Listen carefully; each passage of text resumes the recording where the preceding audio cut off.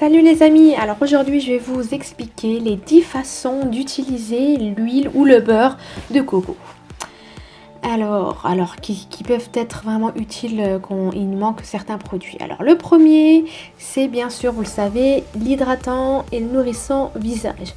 Donc on peut l'utiliser soit comme masque nourrissant pour le visage ou utiliser comme une crème hydratante. Suivant, deuxième. Alors là, c'est également, vous le connaissez, c'est l'hydratant et le nourrissant corporel. Donc on peut l'utiliser sur tout le corps, utiliser comme un baume hydratant, c'est super. Le troisième, c'est donc un masque cheveux. Donc on peut le mélanger avec d'autres huiles pour faire vraiment un masque nourrissant, hydratant complet. On l'applique sur les cheveux, laisse agir pendant 4 heures et ensuite on fait un shampoing, on se lave les cheveux normalement et c'est fait. Ensuite, donc nous allons passer au numéro 4 qui est, donc ça c'est tip top, j'adore cette fonction là. C'est donc en l'utilisant avec bien sûr un disque de coton, c'est un démaquillant make-up. Il est super top, ça enlève même le maquillage waterproof quoi, c'est vraiment idéal quoi. Ensuite, nous allons passer au cinquième effet.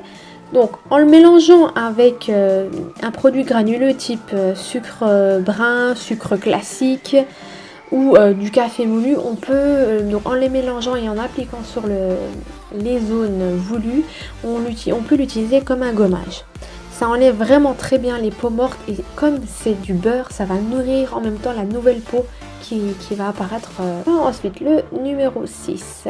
Donc ça aussi, je l'adore cette fonction-là. Donc on l'utilise comme dentifrice. On peut le mélanger avec d'autres produits. Je vous ferai une autre vidéo pour les recettes que j'utilise.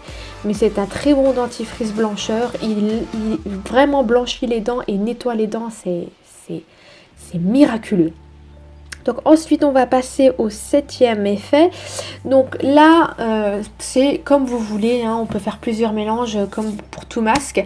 Donc on l'utilise comme masque hydratant et nourrissant bien sûr, hein, donc il a toujours les deux actions.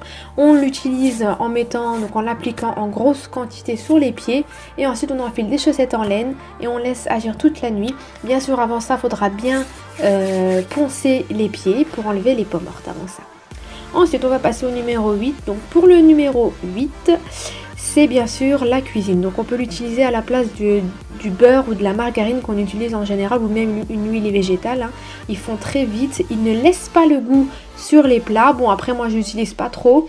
Mais bonne alternative quand il nous manque quelque chose à la maison, quoi. La neuvième action que j'adore aussi, donc c'est une très bonne crème hydratante et protectrice pour les mains. Donc on peut l'appliquer comme une crème hydratante, donc vraiment pour enlever la sécheresse au niveau de main, mais on peut l'appliquer aussi comme protecteur. Avant tout effort, quand vous faites de la peinture, quand vous allez vous salir les mains, vous appliquez le beurre de coco avant et quand vous lavez les mains après, ça s'en va vraiment très rapidement. La 10e action qu'on sait moins, c'est donc la crème anti-brûlure. Donc dès que vous vous brûlez, bien sûr, c'est pas les petits degrés, hein, le premier, voire le deuxième degré, mais pas troisième degré. Donc on l'applique directement sur la brûlure pour vraiment bien nourrir la peau et éviter que ça fasse cet effet cloque. Donc voilà. Et voilà, donc nous sommes arrivés à la fin de cette vidéo. J'espère que ces 10 actions-là vont vous aider. Le beurre de coco, c'est vraiment un produit qu'on devrait avoir à la maison parce qu'il est vraiment passe-partout et je vous le recommande vivement. Voilà, je vous remercie.